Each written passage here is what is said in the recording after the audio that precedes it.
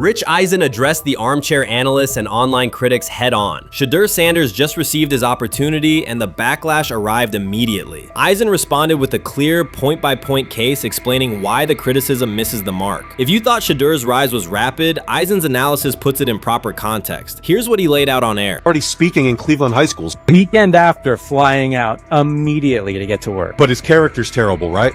You know, and listen, oh, he interviewed bad, you know. According to who? The New York Giants? No offense, Bert. The same New York Giants that gave Daniel Jones a huge contract and let Saquon Barkley out the door. That's the intel we're trusting here? That was for him to celebrate. He just made, I mean, look, he put in work in college. He had the privilege of being coached by his father. Which we all would love and do. Turned around not one, but two programs in college football. And then literally for any athlete, being drafted at the highest level is a success story in itself. Rich Eisen delivered a direct response to the critics. He addressed the online claims reducing Shedeur Sanders to Deion Sanders' son instead of evaluating him as a quarterback on merit. Eisen challenged those assumptions and refocused the discussion on performance, preparation, and opportunity. Say Kenny Pickett had strained his hamstring.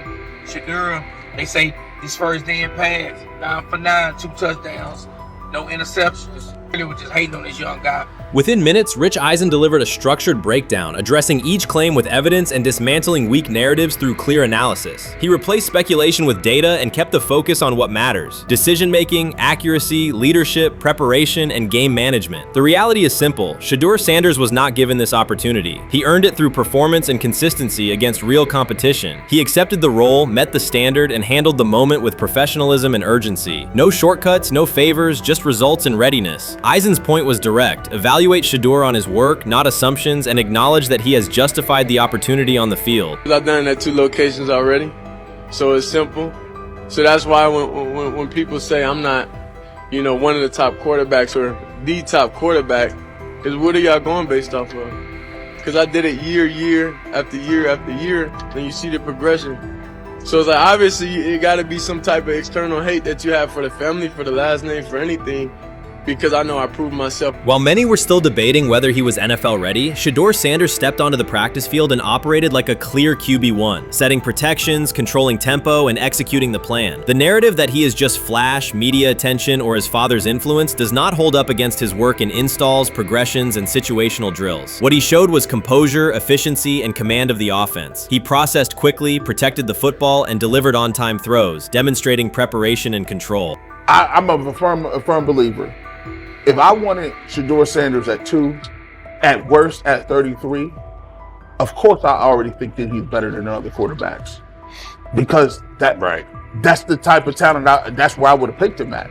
And if he was at 2 or 33, and he still had the same exact skill set, we would be talking about him starting and playing. Right. Well, there'd only be 3 quarterbacks. It'd be 3 quarterbacks, not 4. Not 4, yeah. But since he moved to the 5th round, that's cool. They might have to go along with it. But to me, I think if you ask who got the best tools, I'm going with Shedeur Sanders. From the first day of camp, he was not there to get by. He arrived to lead. There was no hesitation in installs, no lapses in fundamentals, just precise timing, clean footwork, and consistent velocity to every level of the field. He managed protections, controlled cadence, and delivered in situational work, showing command rather than learning on the fly. The approach was efficient and disciplined, with attention to detail and progressions and ball placement that reflected preparation, not improvisation. At the same time, Rich Eisen addressed the narrative directly and backed it with evidence.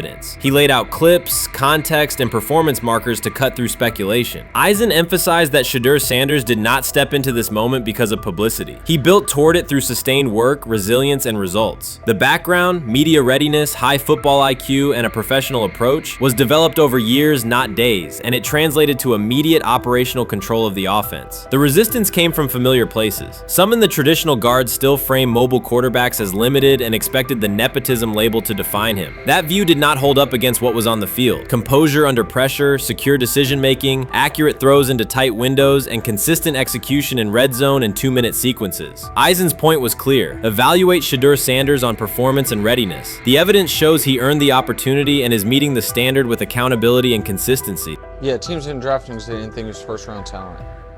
And the quote we played and that's on the screen, I think is flatly wrong. We all know this shouldn't have happened. Yes, it should have. It should have happened because this wasn't. Now, again, teams can be wrong. The league as a whole can be wrong.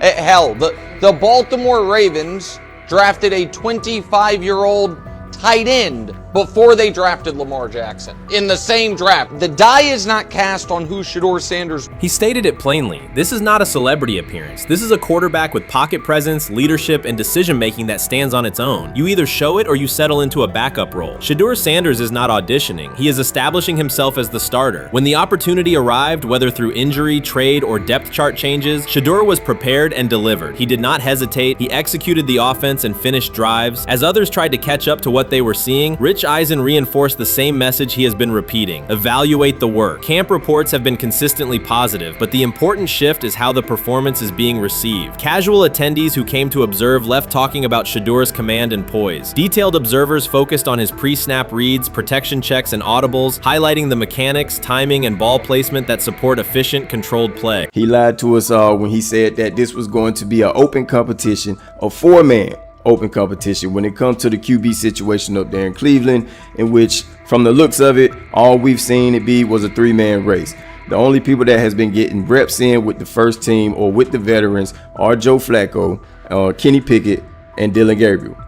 We've never seen my boy Shedeur Sanders get a chance to get in. Even with him doing the things that he has been doing up there, he has yet to get in with the... Shedeur Sanders was caught off guard by Coach Kevin Stefanski's recent remarks, which have sparked talk of bringing in another starting quarterback. Commentators are debating whether Stefanski's comments reflect eroding confidence in Sanders or a brief lapse in judgment, but the rookie now faces intensified scrutiny over his role. The Browns, we got an analyst that says that Shedeur Sanders should have some kind of a ban, banishment of some kind. Come again? Say what? For what? And we've got, this would be more troubling. If I'm a Browns fan, and this is where we're going to start, potential dissension in the ranks of the front office and the coach. And over what? Quarterback. When a program's headline quarterback suddenly becomes the subject of sideline murmurs and quiet searches for replacements, the situation is unmistakable. It's a breach of trust. Shedeur Sanders, the passer who put Colorado back in national conversations with his production and profile, has just received a clear message that his job security is in question. Coach Kevin, the assistant previously considered to be in Sanders' corner, made remarks that ignited speculation about changing quarterbacks. Fans, analysts, and even Deion Sanders are now reassessing the team's unity and its true plan for the position. The comment was no accident. It was a deliberate signal that the staff may soon elevate a backup. For perspective, Shedeur Sanders did not step into ideal conditions last season. He was sacked so often that Colorado could have dedicated a locker to every opposing edge rusher who reached him. Could I possibly go to bat for Kevin Stefanski as a great head coach? No, I couldn't. Could you go to bat against him, saying he's a horrible head coach? No, I can't. I think that's why we fall in the middle. I think that's why in a lot of these discussions, and that's why a lot of the rankings, you see him right now in that 15 to 20 range, somewhere in that middle pack of NFL head coaches. I've said earlier, Kevin Stefanski has already been given more head coaches than any coach I've ever seen in Cleveland. Starting with the decision to move on from Baker and him clearly still having another level to get to in Tampa. Last season, Shedeur Sanders often had to operate behind an offensive line that provided minimal protection, yet he still delivered precise throws and critical drives. At times, he seemed to be carrying a struggling roster almost on his own. Despite the constant pressure, he never complained, never threatened to transfer, and never acted entitled. He remained with Colorado because he trusted the program, trusted his father, and believed in the team's larger mission. That loyalty is why Coach Kevin Stefanski's recent statement that the quarterback competition is wide open struck so sharply. The remark implies that Sanders' starting role is insecure, as though the player who absorbed countless hits while holding the offense together is simply another name competing with walk-ons and first-year athletes who are still learning the cadence. This goes beyond ordinary coach language about fostering competition. It introduces genuine uncertainty about the staff's confidence in Sanders and invites speculation that Colorado is actively assessing outside options through the transfer portal. By characterizing the position as vacant, Stefanski has planted seeds of doubt that could quickly evolve into rumors and undermine the stability of the locker room. I'm sorry, but when it comes to quarterback, I'm going to defer to my head coach, generally speaking, especially one with Stefanski's track record and how he's viewed across the league. So This is interesting because it tells you Kevin Stefanski's not a Shedeur Sanders guy. And it also tells us who made these picks. Exactly. The Cleveland Browns made a rather awkward decision in the NFL draft, opting to take quarterback Dillon Gabriel in the 3rd round, well before he was expected to fly off the board. Then 2 rounds later, the Browns took fellow quarterback Shedeur Sanders. So what exactly is going on? Discussion has begun about whether Colorado is actively evaluating another quarterback and preparing for life after Shedeur Sanders. Analysts are debating whether Coach Kevin's move is calculated strategy or a misstep that jeopardizes team stability. Sanders remains a top NFL prospect, Deion Sanders' son, and the program's public face. His highlights dominate social media and his jerseys outsell the team's victories. Yet he is once again being asked to reaffirm his position. The issue is more than routine roster management. It intersects with the family dynamics that shape the program. By portraying the quarterback job as open, Coach Kevin signals to both Shedeur and Deion that the staff is willing to move on despite Sanders' stature. For Shedeur, sitting through film sessions while hearing talk of potential replacements adds an unwelcome layer of uncertainty to an otherwise proven resume. The decision may reflect a desire for a quarterback with a different profile, perhaps someone more mobile and system-oriented, rather than a dismissal of Sanders' accomplishments. Many observers declared Deion Sanders was finished. They argued that his public style attracted unnecessary attention, that his health had deteriorated too far, and that his coaching career was approaching an abrupt conclusion. They misread his resolve. When speculation intensified, Sanders did not schedule a press conference or issue a formal statement. Instead, he released a short video recorded at his Texas home, walking alongside recording artist Lil Wayne. The footage established 2 facts. Although Sanders still walks with a limp, he remains active, and he intends to return to the sideline. Reports from USA Today and ESPN confirm that Sanders had temporarily left Colorado to recover from a significant, undisclosed medical condition. He lost 14 pounds and missed several summer practices, leading to widespread debate about his future. Unofficial sources suggested complications related to previous blood clot issues, but no official diagnosis was provided. Throughout Sanders' absence, numerous media outlets framed his situation in crisis language, frequently questioning whether he would coach again. By comparison, when coaches such as Lincoln Riley paused their duties for health or family reasons, coverage emphasized understanding and patience, an imbalance that reflects a common difference in how high-profile black coaches are treated. Sanders' silence was not a retreat, it was a period of recovery. During rehabilitation, he relied on family, faith, and trusted colleagues, yet stayed connected to his program through brief online updates. The video with Lil Wayne demonstrated that he retained strong support from influential friends, countering narratives that portrayed him as isolated or on the verge of retirement. The visual evidence showed that his setback is temporary, and that he remains determined to lead Colorado into the forthcoming season. Since accepting the Colorado position, Sanders has dramatically elevated the program's national standing. He first drew national attention to Jackson State and the broader HBCU football landscape, then moved to Boulder and transformed a one-win team into a central storyline in college athletics. His approach, combining hip-hop culture, direct communication, and open expressions of faith, has challenged conventional expectations for head coach behavior. Each step forward has been met with heightened scrutiny. His time at Jackson State was labeled a publicity stunt. His departure for Colorado was framed as abandoning HBCU culture, and his social media presence has been cast as distraction from traditional coaching responsibility. Critics often magnify Sanders' missteps and question his motives, while comparable actions by other coaches receive neutral or sympathetic coverage. Showings of enthusiasm from Brett Favre and disciplinary intensity from Nick Saban are celebrated as competitive passion, yet Sanders' displays of confidence are frequently labeled arrogance. The discrepancy illustrates deeper biases rather than differences in performance. Sanders' success challenges entrenched expectations of how a college football leader should look, speak, and act, especially a black coach who refuses to downplay his identity.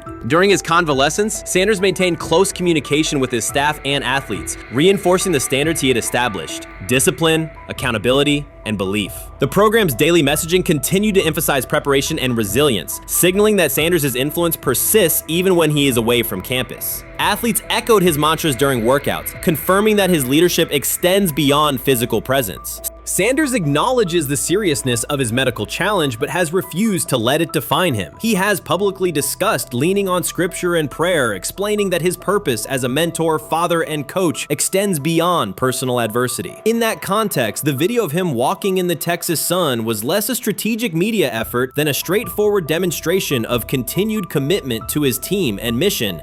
Colorado still requires Sanders' vision. Prior to his arrival, attendance was low, national media attention was minimal, and recruiting momentum had stalled. Sanders' leadership brought renewed energy, authentic identity, and higher standards of accountability. Players who previously lacked representation in college football leadership found a coach who shares, affirms, and elevates their cultural background. Sanders supplements conventional coaching priorities, scheme, fundamentals, and execution with empowerment initiatives that cultivate self-confidence and authenticity. As preseason camp approaches, Sanders intends to resume full involvement, even if medical recovery remains ongoing. His presence is expected to restore on-site leadership, stabilize the locker room, and direct media coverage toward on-field progress. For Sanders, the objective extends beyond compiling wins. It includes completing a cultural transformation that expands how success and leadership are defined in modern college football. Those who predict his decline overlook the underlying traits, faith, perseverance, and purpose that have supported Sanders throughout his career. Doubts, rumors, and disproportionate scrutiny have followed him from playing days into coaching, and he has consistently responded with results. His current health setback is another obstacle, not a conclusion. The broader initiative he leads, centered on authenticity, opportunity, and high standards, continues. When Sanders returns to the sideline, it will mark the next stage of a movement he has guided from Jackson State to Boulder.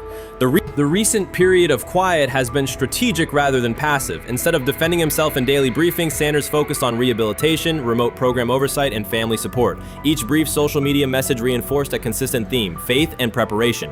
He has articulated gratitude for medical professionals and has reiterated that his mission at Colorado is unfinished. His public references to scripture have been direct but measured, aligning with his long-standing practice of integrating faith into leadership. By walking through his ranch with Lil Wayne, Sanders signaled continuity. The clip underscored that influential supporters remain engaged, that Sanders' broader network values his vision, and that he remains capable of navigating physical challenges. The visible limp was not evidence of imminent retirement. Rather, it documented the reality of ongoing recovery and the resilience with which he approaches each obstacle. Colorado's athletic administration and football staff continue to affirm Sanders' program direction. Recruitment communications cite his established record in fostering cultural relevance and national exposure. Prospective athletes respond to a coach who presents a transparent path to development, both on and off the field. Current players refer to Sanders' coaching points with clarity, citing specific drills and expectations that remain unchanged during his absence. These indicators demonstrate that the core structures Sanders implemented are functioning, and that his return will be an amplification, not a restart. Criticism regarding Sanders' public persona often conflates media style with coaching substance. Analysis from opponents suggests that social media engagement dilutes football preparation, yet Sanders' staffs emphasize time management and delegation. Defensive and offensive coordinators handle in-game adjustments, while Sanders directs overall culture, recruitment, and leadership. He has articulated that visibility serves to amplify program accomplishments and enhance player opportunities, not replace strategic football planning. Some commentary has attempted to reframe Sanders' health issue as evidence that his coaching model is unsustainable. The argument ignores the documented health challenges faced by numerous coaches across levels of competition. For example, college coaches recovering from heart procedures or joint replacements have returned to successful seasons after appropriate medical clearance. Sanders' case follows a comparable trajectory. Medical complications require temporary separation, structured rehabilitation is prioritized, and a managed return is planned. Institutional medical protocols at Colorado dictate clearance requirements. Sanders will meet those before resuming full sideline duties. Colorado's players have expressed public confidence in Sanders' eventual return, citing regular virtual check-ins and continued accountability. Several athletes noted that positional meetings included recorded messages from Sanders reinforcing tactical goals and personal discipline. These details confirm that Sanders has remained actively engaged, albeit remotely, and that team culture remains aligned with his principles. Looking ahead, Colorado's schedule will attract national attention, both for on-field competitiveness and the storyline of Sanders' comeback. Analysts will evaluate how quickly he reestablishes day-to-day rhythm and whether his physical limitations influence practice oversight. Internal planning accommodates gradual escalation of responsibilities, with medical staff and strength and conditioning personnel contributing to phase reintegration. The broader significance of Sanders' return extends beyond Colorado. His visibility continues to challenge prevailing narratives about leadership styles and pathways in college athletics. By prioritizing authenticity, open articulation of faith, and cultural expression, Sanders offers a contrasting template to more conventional models. His eventual recovery and sideline presence will reinforce the argument that diverse leadership profiles can succeed in elite collegiate competition. In summary, rumors of Deion Sanders' coaching demise were premature. Verified reports confirm a substantial but temporary medical setback. He used the time away to focus on health, sustain program engagement, and rely on a support system anchored in family, friends, and faith. His recent public appearance demonstrated active recovery and reaffirmed his intention to resume leadership in Boulder. The forthcoming season will test Colorado on the field, but it will also underscore the durability of Sanders' vision, one that combines competitive ambition with cultural resonance. Observers who continue to question his longevity overlook the resilience and purpose that have defined his career. Sanders' return is imminent, and the movement he leads remains intact. They have never loathed college football itself. They have resisted the people determined to reshape it. When Deion Sanders, black, direct, unapologetic, walks into a room of power brokers and speaks with authority instead of deference, critics recoil. During his playing days, they complained about celebrations and gold chains. Now that he is a head coach, mentor, and father, they label him something more polite, but just as dismissive: a problem. At Big 12 Media Days, Sanders addressed the accelerating chaos of the name, image, likeness market. He said college football needs a salary cap, not to hobble players, but to impose order on a system that showers unproven freshmen with seven-figure promises while the rest of a roster hunts for scraps. He called the situation unsustainable. Within hours, ESPN commentator Paul Feinbaum branded him a hypocrite, arguing that Sanders profited from NIL at Jackson State and now wants rules only because his most marketable athletes have moved on. The accusation spread quickly because it fit a comfortable storyline. Outspoken black coach gains from change, then protests when the advantage disappears. That framing ignores context. Sanders never criticized players earning money. At Jackson State, he urged corporate sponsors to partner with athletes who had been invisible to major brands for decades. What he wants now is stability, standardized guidelines, basic financial literacy, and roster balance that prevents locker rooms from fracturing over uneven payouts. When other coaches, Nick Saban, Dabo Swinney, Lane Kiffin, voiced similar concerns, they were praised for foresight. When Sanders spoke, the tone shifted to suspicion. The difference is not the message, it is the messenger. Feinbaum's response followed a familiar script. When black leaders question the structure of the sport, their motives are interrogated, their credibility attacked, and their competence doubted. He did not level the same charge at Jimbo Fisher when Fisher complained that NIL disturbed recruiting. He stayed silent when Kiffin lamented the transfer portal. But Sanders, who raised enrollment and television ratings at Jackson State, brought unprecedented attention to Colorado in one season and consistently mentors players beyond football, was called opportunistic. Feinbaum dismissed the cultural impact Sanders created: the exposure for historically black colleges, the draft picks developed, the infrastructure improved, reducing his work to a marketing stunt dependent on star sons Shedeur and Shiloh, or two-way standout Travis Hunter. Sanders did not retaliate. He returned to practice, media obligations, and recruiting. His confidence is rooted in faith and in the responsibility he feels toward young athletes whose lives will extend decades beyond their highlight clips. When he asks for NIL boundaries, he is thinking about freshmen handed large sums without guidance,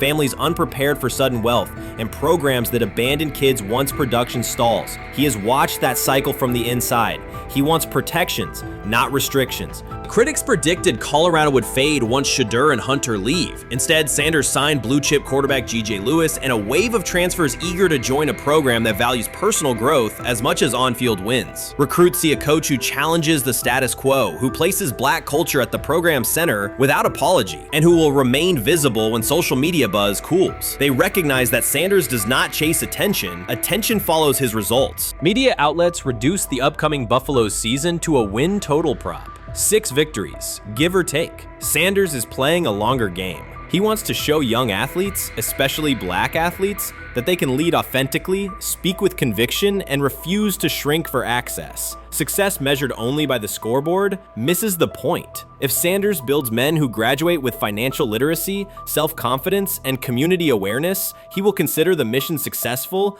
even if Colorado finishes with 5 wins instead of 10. None of that registers with commentators invested in an older hierarchy. For them, leadership should remain predictable: reserved posture, muted tone, minimal cultural expression. Sanders contradicts that image. The possibility that his methods could spread to other coaches, to other programs, threatens a model that has kept decision-making and revenue streams concentrated for generations. So the debate is not about hypocrisy or payroll ceilings. It is about control of the narrative and who is deemed qualified to write it. Sanders refuses to surrender that authority. He knows order is necessary. He also knows whose voices have been ignored whenever real reform is discussed. By speaking plainly, he forces television panels, athletic directors, and conference commissioners to confront issues they would rather defer: financial education, equitable resource distribution, and consistent national standards. Whether Colorado exceeds betting lines this fall will not change the trajectory Sanders has already set. He made Boulder relevant, energized recruiting beyond traditional power corridors, and broadened college football's cultural reach. That influence will persist long after social media debates cool. If his call for NIL structure eventually becomes policy, as the NCAA and Congress now contemplate, Feinbaum's soundbite will fade while Sanders' imprint endures. In the end, accusations of hypocrisy say more about the accuser than the coach. Sanders has remained consistent: empower athletes, hold adults accountable, and inject stability before unchecked money corrodes the locker room. The people who stand to lose clout in that environment prefer the chaos they can manipulate. Sanders prefers a system that nurtures the players who make the sport worth watching. His advocacy is rooted in experience, not self-interest, and his critics will have to decide whether to engage with that reality or keep shouting from the sidelines.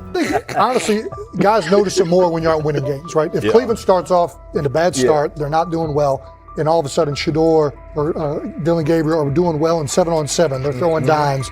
And practice drills, the number one defense can't stop them. People take notice of that. And the more that the players see it, they're going to, then the comments start happening over the lunch table. They start happening throughout the building, and that's when the pressure really will get severe. The Cleveland Browns were focused on resolving their quarterback situation until Jason Kelce made pointed comments that triggered a strong reaction from ownership. The response inside the organization was immediate and intense. What exactly did Kelce say that has the dog pound on edge and the front office under pressure? We've seen that miserable game by the Cleveland Browns. So they throw Joe Flacco in there, and I like Joe Flacco. He did good, but they gave him the resource of all the first team guys. Then they throw Dillon Gabriel in there with first teams and second teams. So Dillon always is getting protected. The same thing again, they gave this scrub max protection on every play. Yeah, he completed some passes, but let's talk about his mistakes. He's still inconsistent with his throws, but he at least had max protection. The Cleveland Browns continue to be defined by inconsistency and avoidable setbacks. Even as fans hoped the organization had turned a corner, Jason Kelce, fresh off retirement, offered a direct critique that reignited doubts about the team's direction. His remarks implied the franchise's structure and decision-making remain unstable and recent progress may not hold. The takeaway for leadership is straightforward: identify core issues, align on a coherent plan, and execute with discipline. For supporters, it's another sign that the problems run deeper than a single season. They throw Shedeur Sanders in there with the lowest cab drivers you couldn't even get on 5th Street. And I'm pissed off, bro, because the play calling was abysmal. Look, even if you don't like Shedeur didn't even get a chance to be trash. Even if you think Shedeur is garbage, he didn't even get a chance to be garbage. That's how awful the offensive line was. Kevin Stefanski still doesn't want to give Shedeur second strings and first strings reps. Why is that? Browns ownership's response shifted from measured to urgent. The pattern is familiar in Cleveland. The team once treated Johnny Manziel as a franchise solution, retained Hugh Jackson for a second year despite results, and invested heavily in Deshaun Watson through a costly trade and contract. These decisions reflect aggressive but poorly aligned planning. The outcome has been continued instability instead of sustained progress. That this was the guy that they wanted to start. He's seasoned, he's experienced, he still has a big-time arm, even at his age, and they open with the Cincinnati Bengals. They wanted that experienced guy. He was always going to be the guy. They were not going to start Dillon Gabriel or Shedeur Sanders in week 1. Kenny Pickett had a hamstring injury. It makes it easy to go with Joe Flacco. And the question isn't and wasn't going to be who's the starter in Cleveland. The question is, who's going to be the backup in Cleveland? Who's going to be the number 2 quarterback when they open the season against these Bengals? Fans still show up season after season, expecting improvement and bracing for setbacks. The usual pattern has been early optimism followed by a gradual collapse. But last season was different. For a sustained stretch, the Browns looked organized and competitive, resembling a functioning team. Couple days, 3 days until roster cutdowns. How do you feel about that? Do you feel like you belong here on this team? Obviously, I think overall as a player, I feel like I put in the work. I feel like everything I do, I try to do it to my best, and that's all I ask for. So I feel like everybody feels like, they should be on the team, and if you ask anybody on the team, would they feel like they belong, in their own eyes. So I feel like I do, but I'm my own player, I think about myself in a high regard. The front office entered the offseason confident. Kevin Stefanski was being praised, and the Dog Pound believed the team had made real progress. Then Jason Kelce delivered a pointed assessment that cut through the optimism. Fresh into retirement, the former Eagles All-Pro and Super Bowl champion said Cleveland still looks like a team patching over issues rather than building a durable contender. Kelce's view was direct. The Browns' structure is fragile, and the roster is too dependent on perfect health at quarterback. He argued the team is one injury away from losing continuity and sliding backward. Because Kelce has operated inside a stable, championship-level organization, his comments carried weight with players, media, and fans. The reaction was immediate. People took his critique seriously, not as outside noise, but as an informed evaluation of how a successful team should be built. Ownership also felt the impact. Jimmy Haslam's response shifted to urgency, a sign that leadership recognizes the stakes. The criticism arrives in the context of prior high-risk decisions, especially the fully guaranteed $230 million commitment tied to Deshaun Watson. Watson has missed time and shown inconsistency when available, and the contract has constrained flexibility. Kelce's remarks highlight why depth, alignment between the front office and coaching staff, and a clear contingency plan at quarterback are non-negotiable. The takeaway is straightforward. Cleveland must convert last season's progress into a stable framework, protect the quarterback, deepen critical positions, and establish a plan that survives injuries and short-term setbacks. Without that, the games that fueled optimism will remain temporary. If you're a betting man, who do you think starts for the Browns at quarterback? Okay, this is the situation. Kenny Pickett, they actually traded for him. Joe Flacco, no one's bringing Joe Flacco in the building thinking Joe Flacco's going to be the starter. If Joe Flacco is your starter, you got a problem. You have a huge problem. And if they were saying Shedeur was the starter as the 5th rounder, you got a real problem too, because he passed over all these guys in these reps in the offseason in shorts, in bikini shorts, Speedos and stuff.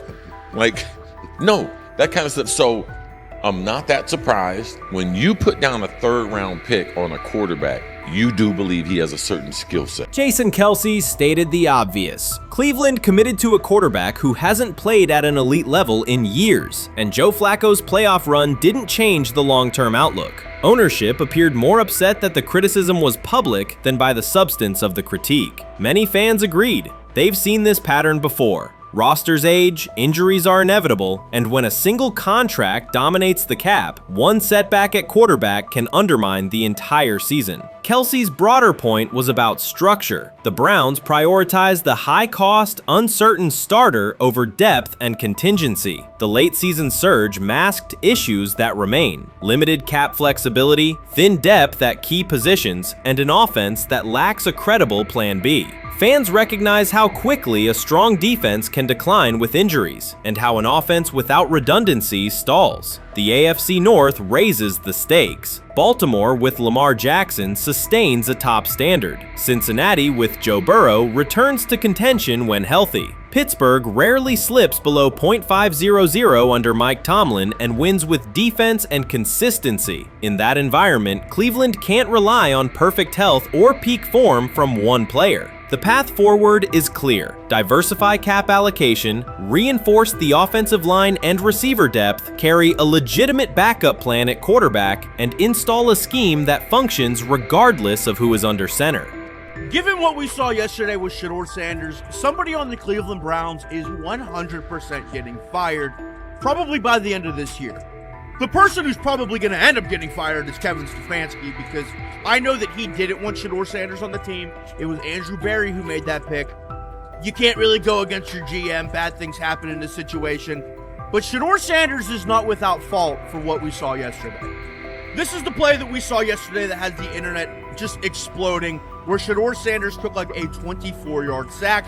Half of the internet is saying that this is all Kevin Stefanski's fault. Cleveland showed progress last season, but the underlying concerns remain. Jason Kelce highlighted them directly. The Browns' long-term plan is fragile, cap-constrained, and overly dependent on perfect health at quarterback. His comments focused attention on structural issues, roster depth, continuity in coaching, and a sustainable offensive approach, rather than a single hot streak. That criticism resonated because it reflected what many around the league already see. Ownership's reaction underscored the sensitivity. Jimmy Haslam has presided over frequent coaching and quarterback changes, and external scrutiny carries weight when it comes from a respected veteran with championship experience. Kelce's remarks reinforce that last year's Joe Flacco stretch was a short-term solution, not a foundation. The team still needs a durable plan that can withstand injuries and inconsistency. The practical takeaway is clear: stabilize the system, diversify cap usage, and build depth at key positions so the offense functions regardless of who is under center. That includes a coherent development pathway for younger talent such as Shedeur Sanders, with defined practice reps, protection, and scheme alignment. Kelce didn't say anything outrageous. He articulated the gap between a brief surge and a credible long-term contender. Have the faith of a mustard seed.